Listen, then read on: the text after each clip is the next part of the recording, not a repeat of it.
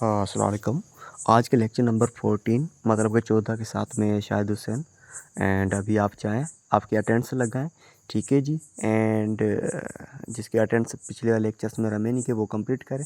And हाँ, जो कुछ स्टूडेंट्स कह रहे हैं हमारा स्पीकिंग क्लब नहीं हुआ है, हम आपको कॉल कर सकते हैं, ठीक है जी। बच्चों आप कॉल कर सकते हैं मेरे को, आप मुझे टाइम दें, उसी टाइम पे आप मुझे कॉल करना, ठीक है। पहले बताएं, ठीक है, टाइम।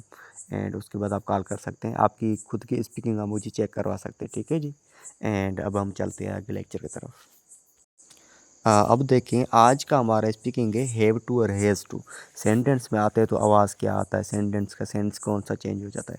याद रखें, ये एक ऑब्लिगेशन मतलब कि फ़र्ज़ को कोई काम जो हमें करना है तो उसी के लिए हम ऑब्लिगेशन यूज़ करते हैं। जैसे मैं बोलता हूँ I have to study, she has to attend the meeting. लेकिन इन सेंटेंस की मीनिंग क्या होती है?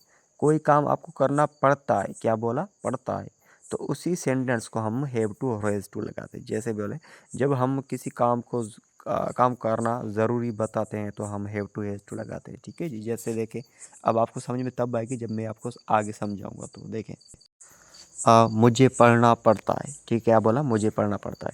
तो मैं या पहले सब्जेक्ट लगा, उसके बाद हैव एंड हैव लगाऊँ या हैज़ लगाऊँ, उसके बाद टू, उसके बाद वर्ब की फर्स्ट फॉर्म। अब मसला ये, हैव किसके साथ लगा, हैज़ किसके साथ लगा है। देखे, आई, वी, यू, दे और ज़्यादा नाम हो, जैसे अली एंड असलम, ऐसे कुछ होते हैं ना, चीज़ें या जानवर कोई भी हो, तो उसके साथ हम हैव टू लगा दें।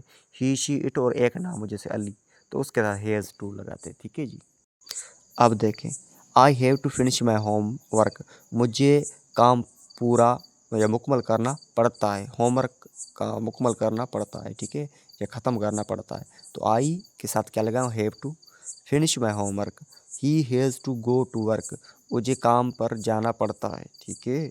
दे have to prepare for exam, उसे एग्ज़ाम के लिए तैयारी करनी पड़ती है। तो ये जुमले रोज़मर्रा ज़िंदगी में ज़िम्मेदारी या ज़रूरत के लिए बताने के लिए इस्तेमाल होते हैं, ठीक है जी। एंड अब ये वोकेबलरी है, ऑब्लिगेशन मतलब ड्यूटी हो, कोई आपको काम जो ज़रूरी करना है तो हम उसको ऑब्लिगेशन कहते हैं, ठीक है। जैसे मैं बोलता हूँ, it is my obligation to help other, मुझे और बंदों की हेल्प करना ये मेरे पास मेरा फ़र्ज़ है, ठीक है जी, ये मेरी ड्यूटी है। रेस्पॉन्सिबिलिटी मतलब ज़िम्मेदारी, टास्क जो आपके पास ऊपर आ गया हो तो ये आपको कंप्लीट करना है, ठीक है। तो मैं बोलता हूँ, he has a lot of responsibility at work, इसके काम पर बहुत सारी जिम्मेदारियाँ होती है, ठीक है, या जिम्मेदारी होती है। अब आप इन दोनों वर्ड्स पे सेंटेंस बनाए, वो मुझे वॉइस में भेजिए, ठीक है।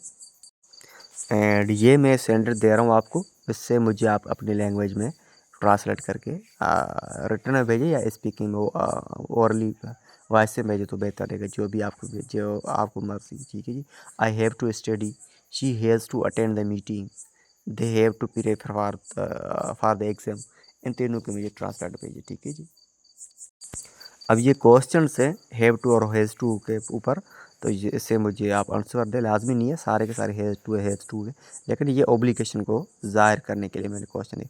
What do you have to do today, आपको आज करना क्या पड़ता है, ठीक है, आज क्या करना पड़ता है। अगर does he have to work daily, क्या ये डेली काम करता है, करना पड़ता है इसको। वाट रिस्पॉन्सिबिलिटी डू यू हैव, आपके पास कौन सी जिम्मेदारी है घर पे, ठीक है। Do you have to practice every day, क्या आप डेली प्रैक्टिस करनी पड़ती है आपको इंग्लिश की। एंड लास्ट वन है, who has to help you at homework, आपको मदद करने, किसको मदद करनी पड़ती है आपको घर में, घर पर। एंड ये बहुत अच्छा है, ये होमवर्क भेजा कर, ठीक है। जैसे मैं बोलूँ, मुझे पढ़ना पड़ता है, तो अब मुझे इसकी इंग्लिश में ट्रांसलेट करके भेजिए, ठीक है। और वो ये याद रखें, हैव टू किसके साथ लगाते हैं, हैज़ टू किसके साथ लगाते हैं, तो ये आप वीडियो पीछे करके आप फिर से देख सकते हैं, ठीक है। उसे काम करना पड़ता है, हमें इम्तिहान की तैयारी करनी पड़ती है, ठीक है। वो मीटिंग में जाना वो मीटिंग में जाना पड़ता है, या यहाँ पर यूँ लिखे, हमें मीटिंग पे जाना पड़ता है, ठीक है जी। एंड एक अनाउंसमेंट ये थी, अटेंडेंस आपकी जो पिछले वाले लेक्चर्स की में जिसमें आपको रोल नंबर पुराना वाला है ना वो ऐड करें, ठीक है। जो न्यू रोल नंबर है आपके, वो अपडेट की वजह से जो एबीसी की जो ऑर्डर के मुताबिक चेंज हो चुके हैं, ठीक है। उसकी ये आप टेंशन ना लें, आपका वही आएगा जब रोल नंबर जो आपके पीछे पहले था। और हाँ, जिसको रोल नंबर सही कराना है तो वो मुझे कांटेक्ट कर मेरे से, ठीक है। एंड हमें घर के काम करने पड़ते हैं, ठीक है जी, इसके ट्रांसफर करें। आज के लिए इतना काफ़ी है, थैंक यू। अटेंडेंस लगाएं।